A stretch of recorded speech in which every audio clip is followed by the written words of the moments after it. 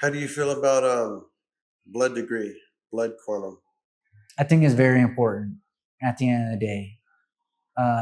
My dad's full native, and Mm-hmm. I do have 50% blood, and we have an issue. It's not an issue, but a lot of times what happens is because for so long it was bad to be native, people would wash their blood out. They would purposely, instead of marrying native um, or marrying for love, they're going to go and find someone who they can now become more and more white and white showing, white skin. And so there's a lot of families up north where um, Is they're that what your almost dad not. did? That wasn't the reasoning behind it. He went to high school with my mom, and they just connected, and Hmm. they had a relationship together for a few years, many years.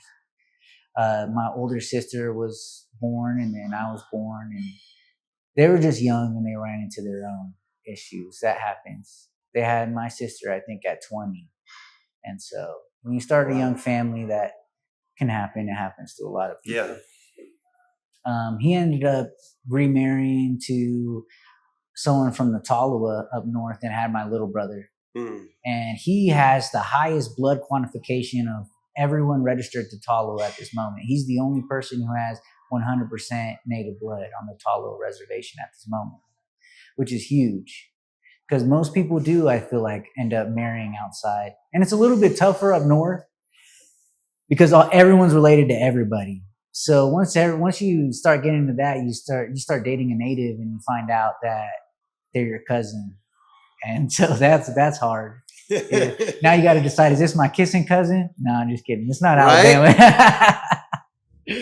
But yeah, I think it is important because I think it's important to incentivize natives to reconnect with ourselves and not feel like we necessarily need to look outside of our culture. Um, I mean, I believe in happiness and love, and if you fall in love with someone who's not native, then by all means, yeah. How do you feel about blood quantification? I don't like it. Mm. I just see it like in my tribe, dividing families. Yeah, even in my own family, you can see it divide us apart. And so it's even allowed some people not to be enrolled as a member. And I just disagree with that. That I believe that's their birthright. It is tough when you're talking about a tribe who has developed a strong economic foundation to where now there's a benefit to be on the tribal role versus you're not doing it for some people. At that point, you don't know if someone's doing it for culture and for love and for family and connecting within themselves, or if they're doing it because they want to get that per capita. With the Yurok, there's not an incentive. There's no per capita.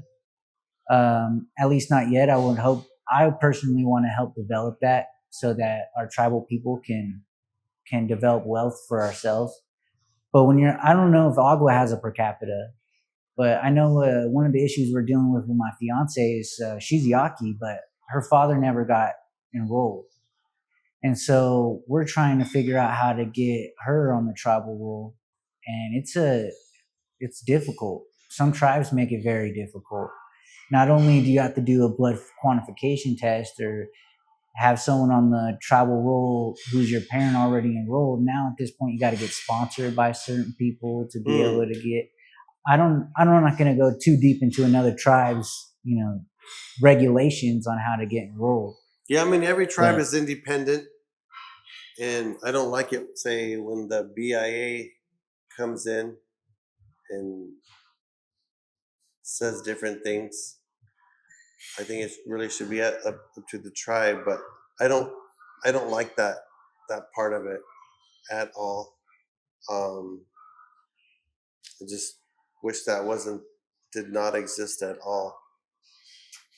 it's tough when you think about the roots of the reason um, of why you need to be registered as a Native American, and We're not a dog. We're not a horse. and that's how they used to keep track of us. That's how I have my family trees because we had to go to the Board of Land and Animals and request Crest records, and they would keep track of our family the same way they were keeping track of cattle. So you go to cattle, next page, okay, here are the Native Americans. And then all the way back to when the borderland animals first came to our village, that's the oldest name we have on there, which is my great great great great grandma Nellie. And she didn't even have a last name. We didn't So have last names. no other people have to do that. No one else does it. I don't buy into that system at all. And so no matter, if it's 20 generations and still that person hasn't married back into the native side, but let's say that I I don't know. But at what point? At what point? I think they have the right to practice, to be a part of the tribe, and I've seen a lot of hurt and trauma just inflicted by the tribes onto its descendants from it. There is a lot of racism tied to needing to register to a tribe or as a people. So I understand that aspect.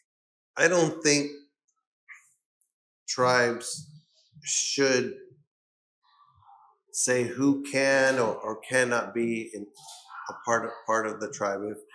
If if they can show that proof that they were enrolled in that tribe, or well, that not enrolled, but somewhere along the line, their grandfather, their grandmother, was a part of it, they should be allowed in. I don't agree with DNA testing at all either. I had to do a DNA test to get on my tribal role because I didn't register as a kid. If I was a baby, it would have been different. My sister didn't have to go through, but as an adult, I had to go get a paternity test and show I'm related to my father, who's tribally enrolled. I wasn't enrolled like that. Well, I didn't have to do a DNA test. I think mine. So what about the tribes? So that was I was 7 years old when Dad enrolled me, but for my daughter who's not enrolled, and for her to be recognized as a lineal descendant, we had to do DNA testing. Mm-hmm. But I don't. We also had to provide a family tree. I had to give names. Like these are my ancestors. You have to give names, and they got to do their background checks, and most of the time they already know, but they still need the documentation to make sure. I think it breaks up families. What breaks up families is the DNA testing, because sometimes it could shed new light in things that could be true or maybe they're not true. But the blood quantum definitely breaks up families, tears them apart. I think it does more damage than good. This is something that, as tribal people, we never had before, so we should not be using. Well, what do you say to the tribes? For example, we're here at Morongo, and they're Cahuilla, just like Agua Caliente. I think their tribal, I'm not going to say how much they make per capita, but each member is getting a decent amount of money a month. My uncle, who's from here, he just follows the blood quantum. He says that. That's and so how do you decide? Well, I don't know if so. Since Cahuilla, you make up a bunch of rancherias and bands. It's all, but you're all one. Technically, lineage. Different. You bands, can't cross different families. You can't cross register depending. How does that work? Say you belong to the Coyote band. In 1954, when we adopted the tribal constitution, it was 76 years later, after the reservation was established. We all had to come together. And when I say all, there was independent groups. You had your Achichem, you had your Pinectum, you had your Kawasiktum, Wanakiktum. So we all had to come together under one roof, under one authority, where there was, when I say one authority, there was going to be one spokesman for the tribe. So in 37, was it 38, under the Howard Wheeler Act, the Bureau of Indian Affairs said, okay, now you guys, we're going to go into a democratic society, and you have to change your government structure, and you have to get rid of your traditional structure of power, and you're going to have a tribal council now. Mm-hmm. And so you had to put all the people that were ahead off to the side and say, we're not going to go by this anymore. So it took, 75 years to get to that point. That's what, 3, maybe 4 generations? Mm-hmm. To get there, say, okay, we're not going to follow this traditional structure. We're going to follow this new body of structure. And so it's a process, though. It's a very big process. So you have these 4 groups under one head representing Agua Caliente. But now, since the 50s, 75 years later again, the people don't know who they are, where they come from. And so it's like we're backtracking.